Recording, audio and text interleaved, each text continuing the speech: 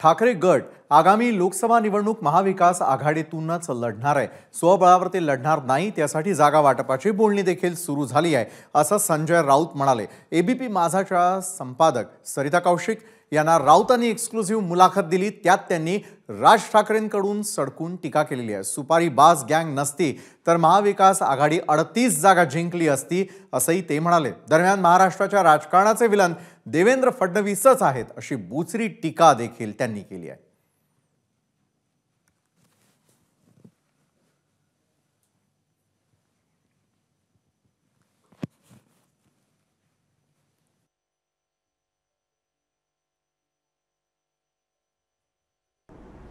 जर भारतीय जनता पक्षानं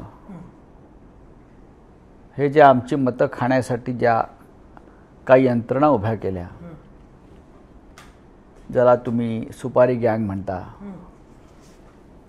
त्या नसत्या तर आम्ही नक्कीच 38 जागा जिंकलो असतो।